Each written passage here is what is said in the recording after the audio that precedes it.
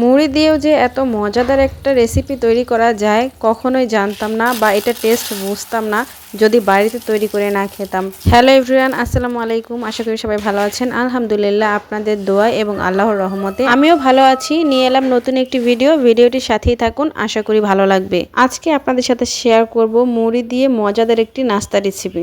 আর এই নাস্তাটা তৈরি করার জন্য আমি প্রথমে কতগুলো মুড়ি নিয়ে নিয়েছি। যে যেরকম খাবেন সেরকম পরিমাণ অনুযায়ী নেবেন। আমি যতটুকু বানাবো সেই পরিমাণে কিন্তু মুড়িগুলো নিয়ে নিয়েছি। অনেক সময় দেখবেন ঘরে অনেক দিন ধরে মুড়ি থাকলে সেই মুড়িগুলো কিন্তু পুতিয়ে যায়। আর এই পুতানো মুড়ি দিয়েই কিন্তু আপনারা রেসিপিটা খুব সহজেই বানিয়ে নিতে পারবেন মুড়িগুলো না ফেলে দিয়ে। তো এর জন্য হচ্ছে আমি পেঁয়াজ, কাঁচামরিচ, টমেটো, ধনেপাতা এগুলো সব কিছুই একদম ঝুরি ঝুরি করে কেটে নিয়েছি। এখন আমি এক এক করে এই সব উপকরণগুলো হচ্ছে মুড়ির মধ্যে দিয়ে দিচ্ছি। তারপরে দিয়ে দিব স্বাদমতো লবণ। লবণের পরিমাণটা আগে অল্পই দিবেন, পরবর্তীতে লাগলে দেখে চেক করে দিবেন। তারপরে দিয়ে দিলাম পরিমাণ মতো হলুদ গুঁড়ো আর দিয়ে দিলাম মরিচের ফাঁকি। আমি এই নাস্তাটা একটু ঝাল ঝাল তৈরি করব, যে কারণে হচ্ছে কাঁচা মরিচ, মরিচের ফাঁকি দুটোটাই দিয়েছি। আর এর স্বাদ দ্বিগুণ করার জন্য দিয়ে দিলাম একটা ম্যাগি মশলা। আর এখানে আমি নিয়ে নিয়েছি দুটো ডিম।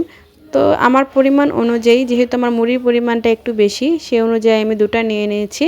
তো আপনাদের পরিমাণ অনুযায়ী আপনারা দুইটা তিনটা যে কটা লাগে নিয়ে নিতে পারবেন, এতে কোনো সমস্যা নেই। আর এখন আমি দিয়ে দিব এর মধ্যে বেসন। বেসন কিন্তু এই নাস্তাটা বানাতে গেলে মাস্ট বি লাগবেই। তো এখন হচ্ছে আমি এই সবগুলো উপকরণ হাত দিয়ে খুব ভালোভাবে মেখে নেব। এই মজাদার রেসিপিটা যদি আপনারা বাসায় না তৈরি করে খান তাহলে কিন্তু বুঝতেই পারবেন না আসলে এটার টেস্ট কতখানি। আমিও বুঝতাম না যদি বাড়িতে না তৈরি করতাম যে মুড়ি আর ডিম দিয়েও এত মজাদার একটি নাস্তা তৈরি করা যায়। এই নাস্তাটা কিন্তু আপনারা সন্ধ্যায়, বিকেলে বা মেহমান আসলেও কিন্তু দিতে পারেন, কোনো সমস্যা নেই। দেখেন আমি মাখানোর পরে মুড়িটা কিন্তু খুলে খুলে যাচ্ছে, দলা পাকাচ্ছে না। এতে করে বুঝতে হবে আমাদের বেসনের পরিমাণটা কম হয়েছে। তো এই কারণে আমি কিছু পরিমাণ আরও বেসন দিয়ে দিলাম। আর এখন এই বেসনটাকে এই মুড়ির সাথে ভালোভাবে মেখে নিলাম।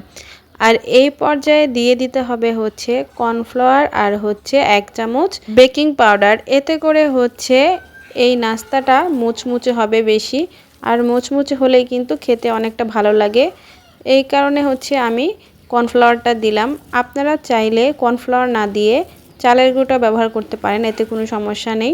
তারপরে কিন্তু আমি খুব ভালোভাবে হাত দিয়ে মেখে নিয়েছি। আর এখন দেখেন কিভাবে শেপটা কত সুন্দর হচ্ছে।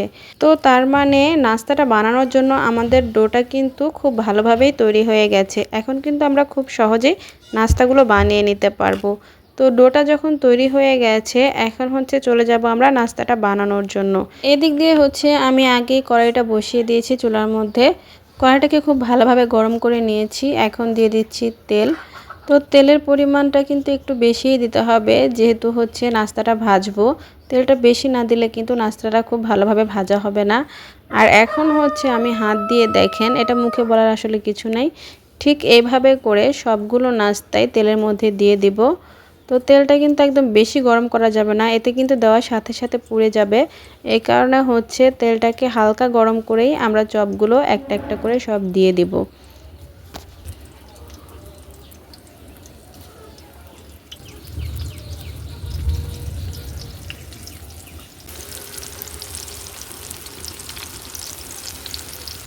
চপগুলো দেয়া শেষ।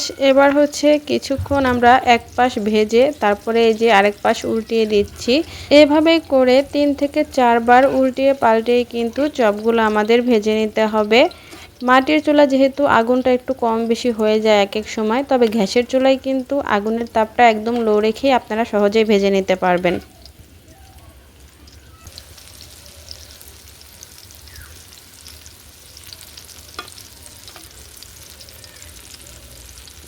আমি কিন্তু 2-3 বার ভালোভাবে উল্টে পাল্টিয়ে ভালো করে এই নাস্তাগুলোকে ভেজে নিচ্ছি। আমার নাস্তাগুলো কিন্তু এক পাশ হয়ে আসছে, তো আরেক পাশ হয়ে গেলেই কিন্তু নামিয়ে নেব।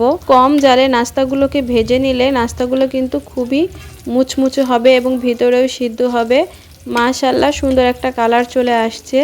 আপনারা যেরকম কালার হচ্ছে রাখতে চান সেরকমই রাখবেন। আমি সব সময় ভাজা পোড়ার ক্ষেত্রে কালারটা একটু বাদামি লালচে করি, এতে করে খেতে খুবই ভালো লাগে।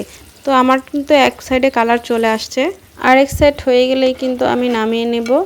তো আমার ভাজা কিন্তু কমপ্লিট। এখন আমি নামিয়ে নেব। ভিডিওটা দেখতে দেখতে হয়তো অনেকে একটি লাইক দিতে ভুলে গেছেন, প্লিজ একটি লাইক দিয়ে দিবেন। আর ভিডিওটা যদি কোনো অংশে আপনাদের কাছে কোনো কিছু এতটুকু হলেও ভালো লাগে থাকে, অবশ্যই লাইক, কমেন্ট, শেয়ার এবং সাবস্ক্রাইব করে আমার পাশেই থাকবেন। আমি কিন্তু এক কড়াই ভেজে নিয়েছি নাস্তাগুলো। এখন যে বাকি নাস্তাগুলো ছিল সেগুলোও কিন্তু আমি এই প্রসেসে সবগুলো ভেজে নেব।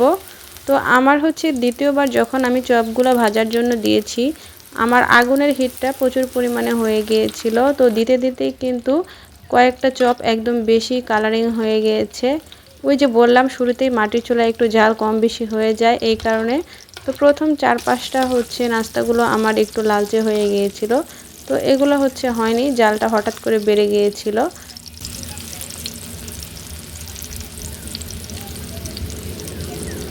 আকাশের অবস্থাও কিন্তু অনেক খারাপ। আজকে প্রায় অনেক মাস ধরেই কিন্তু প্রতিদিনই এরকম চলছে।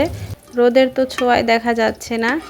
তো কিছু করার নেই, যেহেতু একটা চ্যানেল চালাই, ভিডিও তো ছাড়তেই হবে। কষ্ট করে হলেও বৃষ্টির মধ্যেই সব কিছু করতে হয়। তো এদিক দিয়ে কিন্তু আপনাদের সাথে কথা বলতে বলতে আমার সবগুলো নাস্তা একদম রেডি।